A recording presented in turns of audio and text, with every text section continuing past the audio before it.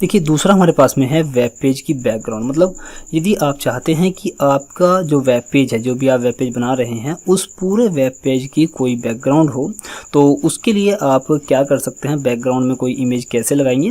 उसमें आप body tag, जो आपका बॉडी टैग होता है, उसके अंदर डायरेक्टली आप कोई इमेज बैकग्राउंड में सेट कर सकते हैं, या फिर हेड सेक्शन में स्टाइल टैग के अंदर भी आप बैकग्राउंड सेट कर सकते हैं।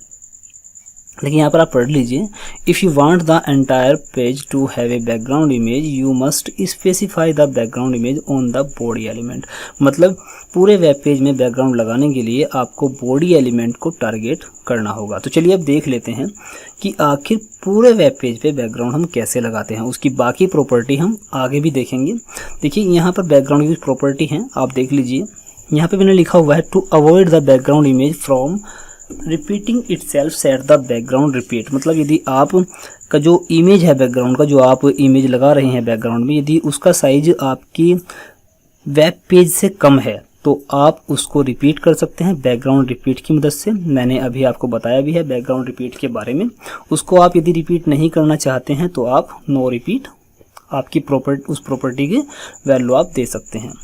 उसके बाद है If you want the background image to cover the entire element, you can set the background size property to cover also। मतलब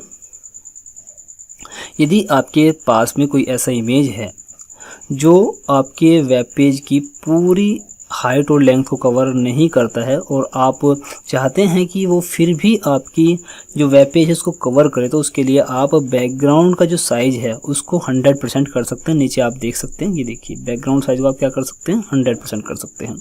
और यदि आप कंफर्म है कि आपका जो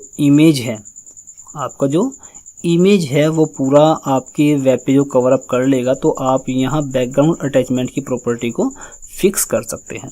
ठीक है, ये फिक्स तभी आपको करना है जब आप कंफर्म है आपको कि आपका जो इमेज है वो आपकी जो वेब पेज की बैकग्राउंड है, मतलब जो आपके वेब पेज का साइज है, हाइट और विड्थ, उसको कवर करता है, तो आप उसको फिक्स कर सकते हैं। अभी देखिए यहाँ पे आप नीचे एग्जांपल देखेंगे, बैकग्राउंड इमेज कैसे लगाते हैं वो आपको मैंने सिखा दिया है। उसके बाद बैकग्राउंड को रिपीट हम क्यों करते हैं वो भी मैंने आपको बता दिया है। ठीक है, बैकग्राउंड अटैचमेंट फिक्स आप तब करेंगे जब आप कंफर्म हैं कि आपका जो इमेज है आपकी वेब पेज को कवर अप कर लेगा, तो आप उसको फिक्स कर सकते हैं।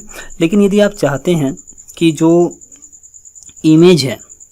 इमेज है वो आपका स्मॉल हो या लार्ज हो, वो आपके पूरे वेब पेज को कवर अप करे, तो आप बैकग्राउंड साइज को क्या कर सकते हैं, 100% कर सकते हैं। इससे क्या होगा, इससे इमेज आपकी बैकग्राउंड को कवर कर लेगा, भले ही उसका साइज स्मॉल ही क्यों ना हो। तो सबसे पहले हम यही देख लेते हैं। ठीक है,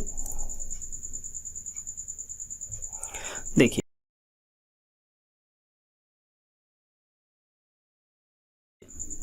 मैं सबसे पहले अब बैकग्राउंड में कोई इमेज लगाऊंगा। ठीक है, मैं यहाँ से इस डिव को डिलीट कर लेता हूँ। ठीक है, अब बैकग्राउंड में इमेज लगाने के लिए मैं यहाँ देखिए हेड सेक्शन में मेरे पास में एक स्टाइल का टैग ओपन है।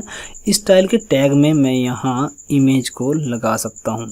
दूसरा तरीका ये है कि आप यहाँ बॉडी सेक्शन में भी लगा सकते हैं। जैसे हमने पर्टिकुलर किसी एक एलिमेंट के लिए बैकग्राउंड में इमेज लगाना सीखा था, सेम यहाँ पर भी आप कर सकते हैं। पहले हम यहाँ पे करते हैं, देखिए style equals to background image, और उसके बाद में यहाँ पर URL, और यहाँ पर आपको उस इमेज का पाथ देना है। ठीक है, मैं यहाँ पे पाथ देता हूँ logo 2, क्योंकि छोटे वाला इमेज हम अभी यूज़ करेंगे इनटू PNG। कंट्रोल S इसको सेव किया और मैं इसको रिफ्रेश कर लेता हूँ। तो देखिए अभी आप देख रहे हैं इमेज जो है वो रिपीट हो रही है। देखिए इमेज रिपीट हो रही है। यदि आप चाहते हैं कि ये इमेज रिपीट ना हो तो उसके लिए आप क्या करेंगे, उसके लिए यहाँ पर आपको एक प्रॉपर्टी यूज़ करनी होगी इमेज बैकग्राउंड रिपीट के नाम से। ठीक है, लेकिन अभी देखिए मैंने यहाँ बॉडी टैग में इसका इस्तेमाल किया है, तब भी बैकग्राउंड में इमेज आ रही है। लेकिन मैं इसको बॉडी टैग में ओपन नहीं करूँगा। मैं चाहता हूँ कि मैं इस बॉडी टैग में इमेज नहीं लगाऊंगा, मैं बल्कि हेड सेक्शन में स्टाइल के टैग में इसका यूज़ करूंगा। देखिए कैसे, यहाँ पर स्टाइल मेरे पास में ओपन है, मैं यहाँ पर बॉडी को टारगेट करूंगा और यहाँ पर लिखूंगा